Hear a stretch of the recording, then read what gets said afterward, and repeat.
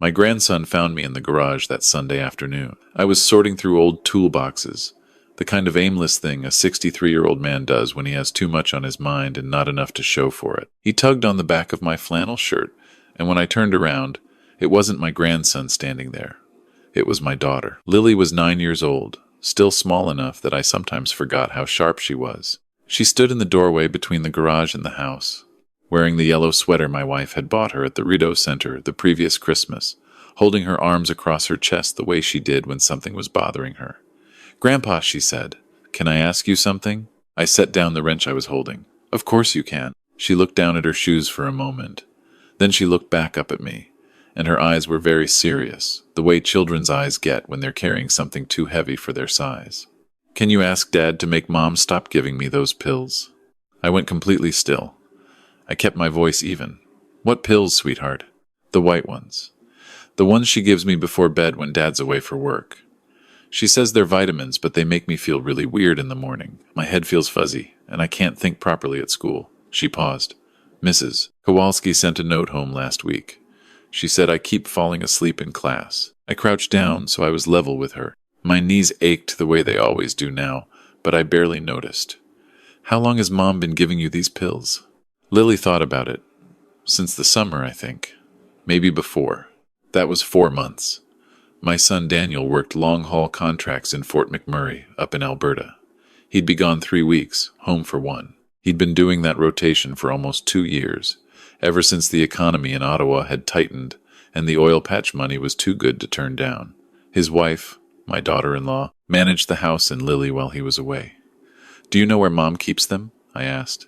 Lily nodded. "In the medicine cabinet in their bathroom, in a brown bottle with no label on it.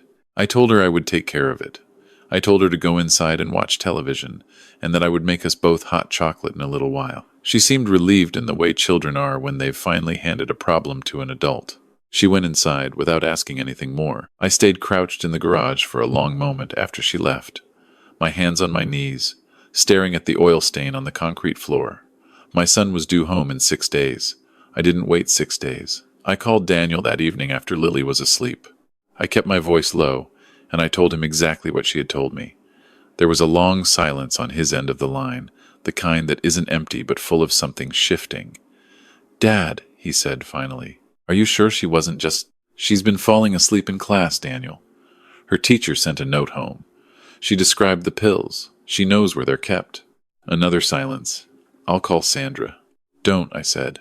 "Not yet. Let me take Lily to the hospital first. Let's find out what we're dealing with before we say anything to anyone." He trusted me. He's always trusted me, even when he shouldn't have to defer to his father at 37 years old. He said he would take the next flight he could get out of Fort McMurray. He said he'd be home in 2 days. The next morning I picked Lily up before school and told her we were going for a little trip. She didn't ask many questions. Children who are used to adults making decisions around them don't always ask. I drove us to the Children's Hospital of Eastern Ontario on Smith Road. I've passed that building 100 times over the years, dropping off casseroles when other people's children were sick, never imagining I'd walk through those doors for my own granddaughter.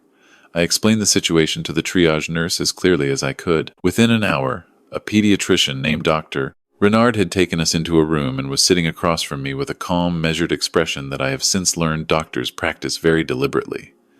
"You mentioned an unlabeled brown bottle," she said. "I didn't bring it. I didn't want to touch it until I knew what we were looking at." She nodded. "We'll do a full blood panel, urine screening as well. It will take a few hours." Lily was very brave. She sat on the examination table and let them take her blood without making a sound, which is more than I managed to do when I had mine taken last spring. She ate the crackers the nurse brought her and asked if she could keep the bandage wrapper because she liked the cartoon on it. The nurse said she could. I sat in the plastic chair beside the bed and watched my granddaughter and thought about all the mornings she'd woken up foggy and confused, all the afternoons she'd struggled to concentrate, all the notes her teacher had sent home. I thought about how children trust the people who are supposed to protect them, completely and without question, the way Lily had taken whatever Sandra put in her hand, because that was Mom and Mom knew best. The results came back in the early afternoon. Dr. Renard sat down across from me again. She folded her hands on her clipboard. "The blood work shows traces of a sedative compound," she said. "Specifically, a low-dose formulation typically used for adult sleep disorders. It's not something prescribed for children. At the concentration we're seeing, it wouldn't be immediately dangerous, but consistent use over several months would absolutely cause the symptoms you're describing: cognitive fog, difficulty concentrating, excessive daytime fatigue. I heard the words. I understood them individually. Together they took a moment to settle. Is there any lasting damage? We'll need to monitor her. The good news is that at her age, and given how quickly you've caught this, we expect full recovery once exposure stops. But I need to be clear with you. She paused. This isn't a situation I can treat and close. I am legally required to make a report to Child Protective Services. What you've described, if accurate, is child endangerment. That's not a gray area. I thanked her. I meant it. She also gave me a number for the Ottawa Police Service. Daniel landed at the McDonald-Cartier Airport the following evening. I met him at my house, not his. I'd kept Lily with me since the hospital, telling Sandra only that Lily wasn't feeling well and I was looking after her for a few days so Sandra could rest. Sandra had accepted this without much pushback. That bothered me more than I admitted to my son when he walked through my door looking like he hadn't slept on the plane. I told him everything. The blood results. Dr. Renard's report, the CPS referral that was already in motion, the police case number I'd been given. I watched his face go through 10 different expressions in about 90 seconds. He's my son and I know every one of them, but I'd never seen them move like that, one into the next, grief into fury, into something that looked like a man trying to keep himself from flying apart at the seams. Where is she now? He said. He meant Lily. Upstairs, asleep. He was quiet for a long time. Then he said, I need to know why. That was the question I'd been sitting with myself for almost 48 hours. We found out the why, though not all of it came quickly, and none of it made anything better. What Daniel found when he went back to the house the next day, while Sandra was out, was enough to put together the rest of the picture. A second phone, the kind people buy prepaid at a shopper's drug mart when they don't want a record, tucked inside a shoebox on the top shelf of the closet.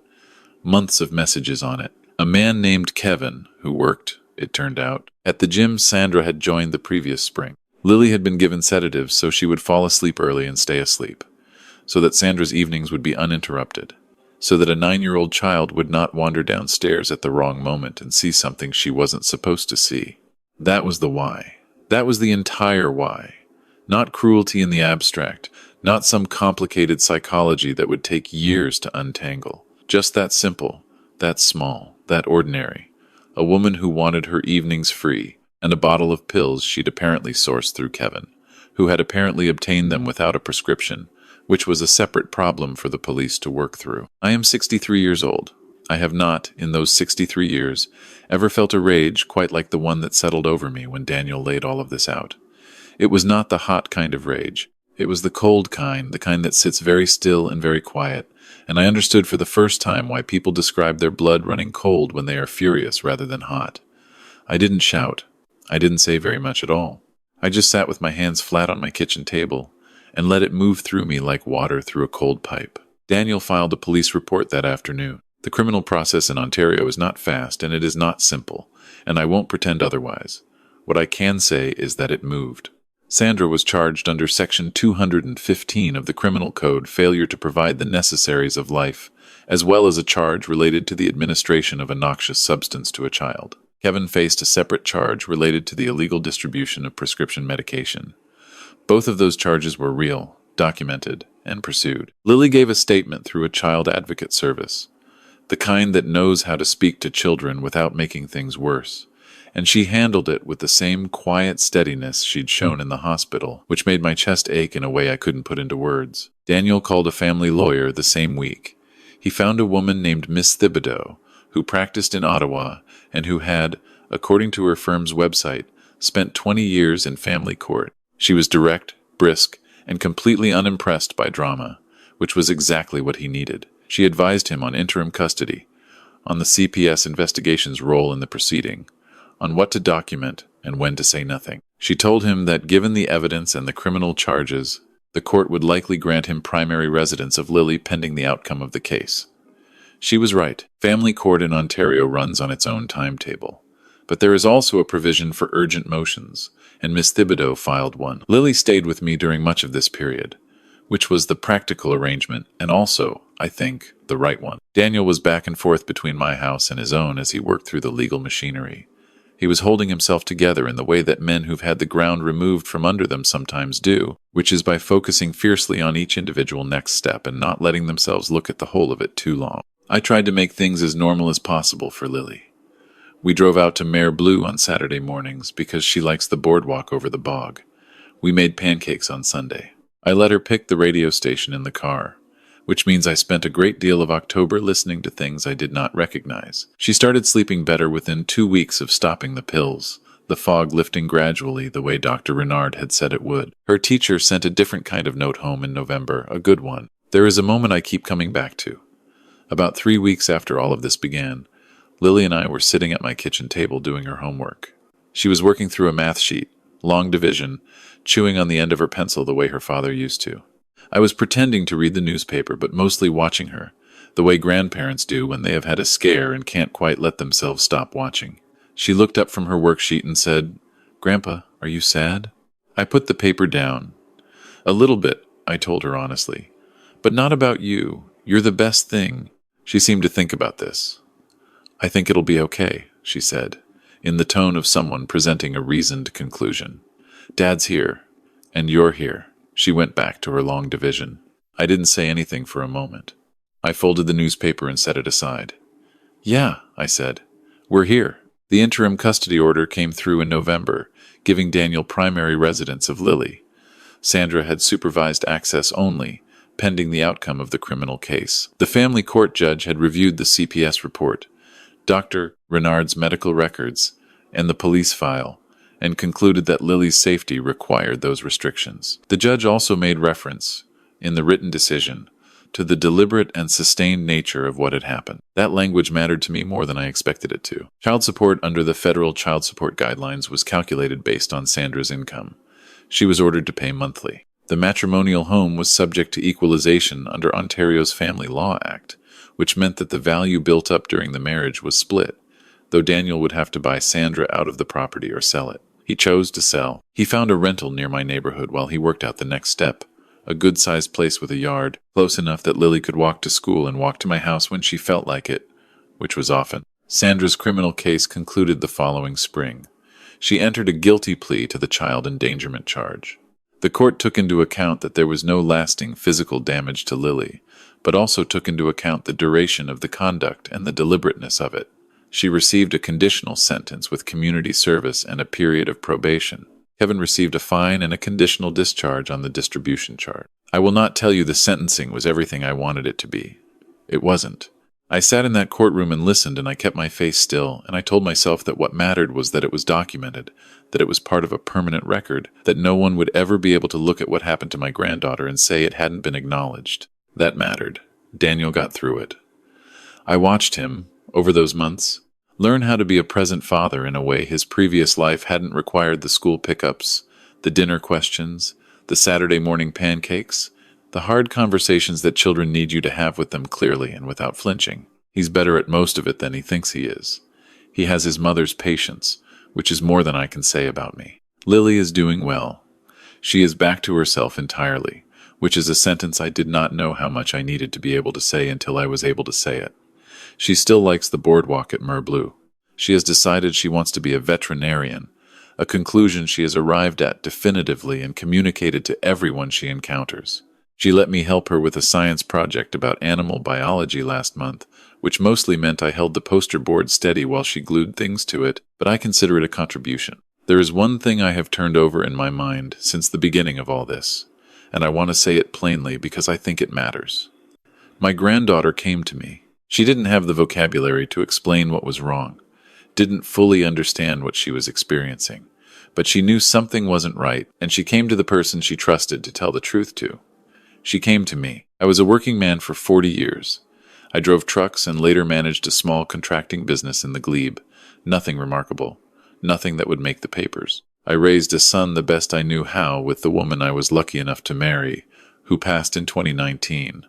And some days I still reach for the phone to tell her things before I remember. I am not a man who is accustomed to being needed in the urgent way. I am the Sunday pancake grandfather, the garage toolbox grandfather, the man who holds the poster board. But Lily came to me, and because she did, she is fine. She is completely, entirely fine. She is doing long division at my kitchen table and arguing with her father about screen time and planning a career in veterinary medicine. And none of the things that could have continued to happen to her are happening. I don't know what the right lesson is from any of this, and I'm suspicious of people who tidy up painful things into clean lessons. What I know is simpler.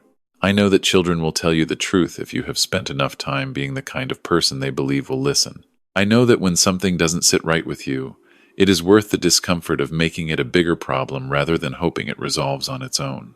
I know that the systems, the hospital, the child services workers, the police, the court are imperfect and slow and frustrating, but they exist for a reason, and they did their work. And I know that a 9-year-old girl in a yellow sweater came and found me in my garage one Sunday afternoon, and that the most important thing I have ever done in my 63 years was crouch down and take her question seriously. That's enough for me. That's more than enough.